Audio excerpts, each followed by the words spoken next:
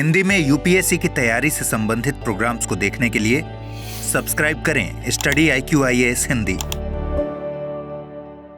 नमस्कार, quick news programme में आपका स्वागत है। टॉपिक है न्यायाधीशों के स्थानांतरण को लेकर फिर उठे कॉलेजियम पर सवाल। हाल ही में भारत के मुख्य न्यायाधीश DY चंद्रचूड़ की अध्यक्षता वाले सुप्रीम कोर्ट कॉलेजियम ने विभिन्न उच्च न्यायालयों के न्यायाधीशों के स्थानांतरण की सिफारिश की थी, जिसको लेकर गुजरात बार काउंसिल ने अपना विरोध दर्ज कराया और स्थानांतरण को लेकर कॉलेजियम की पारदर्शिता पर भी सवाल उठाए। कॉलेजियम द्वारा स्थानांतरण के लिए सिफारिश की सूची में तेलंगाना उच्च न्यायालय के 3 न्यायाधीश और मद्रास और आंध्र प्रदेश उच्च न्यायालयों के 2 न्यायाधीशों के साथ ही गुजरात उच्च न्यायालय के 1 न्यायाधीश का भी नाम शामिल था। लेकिन गुजरात उच्च न्यायालय के न्यायमूर्ति निखिल एस कारियाल के प्रस्तावित तबादले को लेकर गुजरात बार काउंसिल ने कड़ा विरोध किया, जिसके बाद उनका नाम सूची से हटा दिया गया।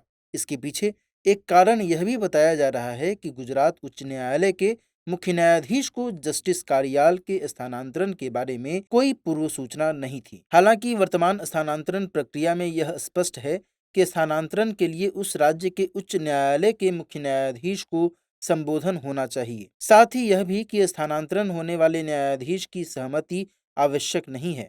वर्तमान मानदंड यह है कि सभी स्थानांतरण जनहित में और देश में न्याय के बेहतर प्रशासन के लिए होने चाहिए। भारत के संविधान में अनुच्छेद 222 के तहत राष्ट्रपति द्वारा भारत के मुख्य न्यायाधीश के परामर्श के बाद किसी न्यायाधीश को एक उच्च न्यायालय से किसी अन्य उच्च न्यायालय में स्थानांतरित करने का प्रावधान है। हालांकि न्यायाधीशों की नियुक्तियों और स्थानांतरण पर उच्चतम न्यायालय के विभिन्न निर्णयों के बाद उच्चतम न्यायालय के न्यायाधीशों के कॉलेजियम ने यह अधिकार हासिल कर लिया है। कॉलेजियम व्यवस्था के अंतर्गत स्थानांतरण के समय दोनों संबंधित उच्च न्यायालयों के मुख्य न्यायाधीशों की राय ली जाती है और सर्वोच्च न्यायालय के मुख्य न्यायाधीश का परामर्श निर्धारक होता है। न्यायाधीशों का स्थानांतरण केवल अपवाद स्वरूप और लोक कल्याण को ध्यान में रखकर ही किया जा सकता है। कॉलेजियम व्यवस्था के अंतर्गत की गई सिफारिशों पर सभी न्यायाधीशों के विचार लिखित रूप में व्यक्त किए जाते हैं। कॉलेजियम की सिफारिशें केंद्रीय कानून मंत्री को भेजी जाती हैं, जो इन सिफारिशों की सूची को प्रधानमंत्री को सौंपता है। उसके बाद प्रधानमंत्री राष्ट्रपति को स्थानांतरण के संबंध में मंजूरी प्रदान करने की सलाह देते हैं।